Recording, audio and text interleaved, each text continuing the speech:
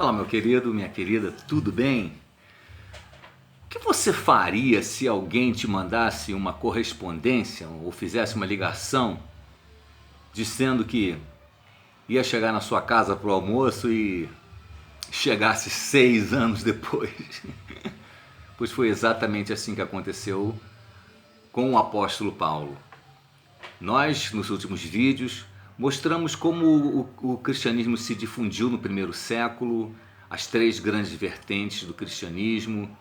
Nós falamos dos problemas que progressivamente os missionários foram tendo com os judeus ou com os judaizantes e que as autoridades romanas foram tomando ciência cada vez maior, cada vez mais de que o movimento cristão necessariamente, apesar de derivar do judaísmo, não era judaísmo.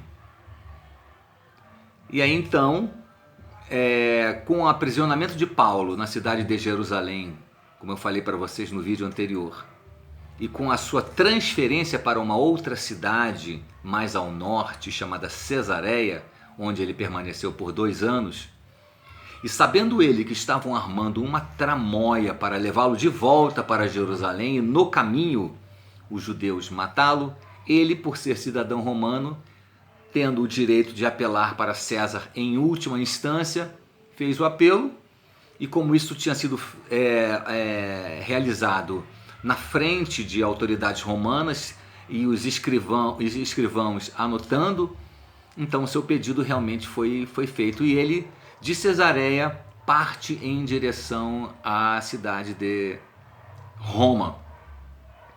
E durante esse período, veja, ele já estava preso 2 anos e alguma coisa, um tempo que ele ficou em Jerusalém, depois ele foi para Cesareia, mais 2 anos em Cesareia, nas suas viagens. Durante esse tempo que Paulo esteve preso, ele não ficou infrutífero. Apesar de algumas pessoas pensarem que ele iria ficar infrutífero, ele não ficou. Durante esse período, Paulo escreveu 4 das suas grandes cartas do Novo Testamento: Efésios, Filipenses, Colossenses. Ele escreveu uma carta também a Filemon. Filemon, um amigo seu, um convertido do seu ministério, que tinha um escravo chamado Onésimo. Você pode até se assustar e falar: o quê? Escravos? Na igreja? Era. A escravidão, ela não foi vencida de uma hora para outra. Os apóstolos, com os seus ensinamentos, não venceram diretamente a escravidão. O máximo que os apóstolos falavam era para que os que eram os senhores, que eles tratassem com dignidade aos servos, especialmente aqueles que fossem cristãos, porque na igreja os senhores e os servos comungavam até mesmo na hora da Santa Ceia. Ser escravo não era como nós vemos hoje em dia, como uma coisa horrorosa. Algumas pessoas já nasciam naquela condição e entendiam que a sua vida era aquilo mesmo. A Bíblia diz, o apóstolo Paulo fala, que se alguém pudesse sair da sua escravidão, comprando-a de alguma maneira, que assim o fizesse. Mas do contrário, que permanecesse em fidelidade e em bom serviço diante dos seus senhores. Inclusive ele fala isso para que eles sirvam bem, não na frente, na aparência, mas servindo como se estivessem servindo ao Senhor. Paulo era um homem de espírito romano, nós não podemos esquecer isso. Paulo mandava com que os crentes orassem pelas autoridades. Ele não importa se a autoridade era boa, se a autoridade era ruim, não importa se era corrupto ou incorrupto, era dever da igreja e de qualquer cidadão romano querer bem às suas autoridades. E Paulo transferiu esse espírito para dentro da igreja.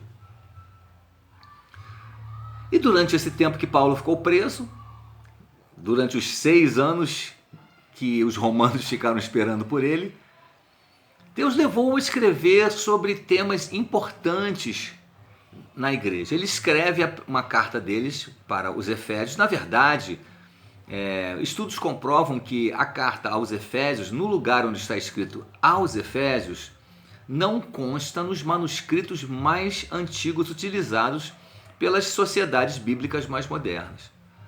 Mas mesmo que esse aos Efésios de fato constasse no documento que Paulo escreveu, não seria estranho, uma vez que a cidade de Éfeso poderia ser a representante de todas as demais cidades da Ásia, porque ela era a cidade mais importante. Eu digo a Ásia Menor, que eu já expliquei para vocês.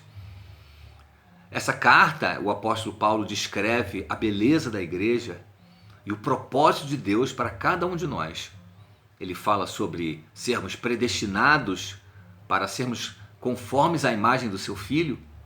Ele diz que nós somos adotados pelo Senhor e que o propósito de Deus é fazer convergir em Cristo todas as coisas, tanto as que estão no céu quanto as que estão na terra.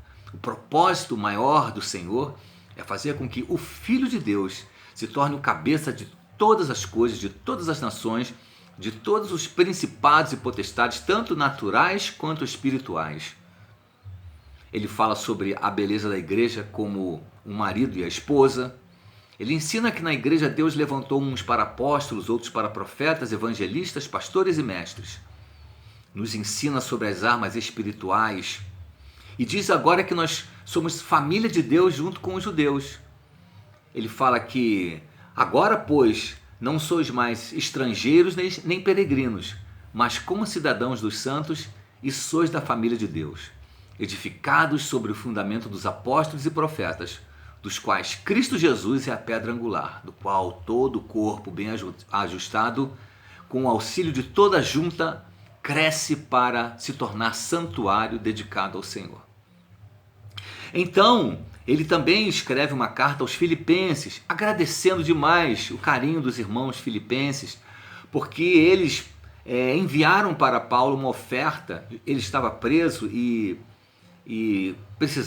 estava passando necessidade, mas eles enviaram uma carta para ele, aliás, uma oferta para ele. Não tinha sido apenas uma vez, eles já tinham feito aquilo 2 vezes, quando Paulo estava em Tessalônica, numa outra cidade, próxima a Filipos, muitos anos antes. Eles de fato se tornaram cooperadores no ministério de Paulo. E Paulo exorta-os a ficar de olho naqueles que eram falsos crentes. Disse para eles que eles deveriam seguir o exemplo de Cristo, que, subsistindo em forma de Deus, não teve por usurpação o ser igual a Deus, mas esvaziou-se a si mesmo, assumindo a forma de servo. E, uma vez achado em figura humana, foi obediente até a morte e morte de cruz, pelo que Deus o exaltou sobremaneira. Ele deu um nome que está acima de todo nome, para que ao nome de Jesus se dobre todo o joelho nos céus, na terra e embaixo da terra, e toda língua confesse que Jesus Cristo é o Senhor.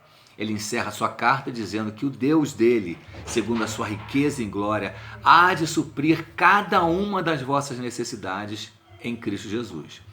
Aos Colossenses, ele escreve para que os crentes não se apeguem aos rituais antigos, às ideologias e os princípios existentes no mundo. Ele fala que Jesus comprou a nossa salvação na cruz e ali ele expôs os principados e potestades, triunfando neles poderosamente. Ele fala que Jesus é o primogênito de toda a criação, o primeiro, não o primeiro criado, mas o primeiro em dignidade.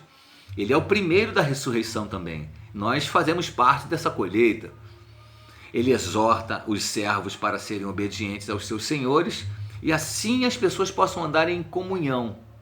E por último ele escreve a Filemon para que ele receba de volta o seu escravo Onésimo, porque Paulo ganhou o rapaz que fugiu, porque ele roubou o Filemon e se mandou. Mas quando Deus tem uma obra na vida de uma pessoa, não tem jeito, ele foi parar justamente na prisão que Paulo estava. Paulo prega o evangelho para o rapaz se converte e coincidentemente Paulo conhecia Filemon. Então ele pega o Onésimo e manda Onésimo junto com Tíquico de volta para a cidade de Éfeso, para que lá ele se desculpe com o seu senhor e ali eles possam voltar a ter um convívio adequado. Daí então, terminados esses momentos, Paulo continua a sua jornada para Roma. E a gente vai tratar isso no próximo vídeo. Absorva todo esse ensinamento e cresça cada vez mais no conhecimento e na graça do nosso Senhor Jesus Cristo. Um grande abraço para você, fica na paz de Deus e até já!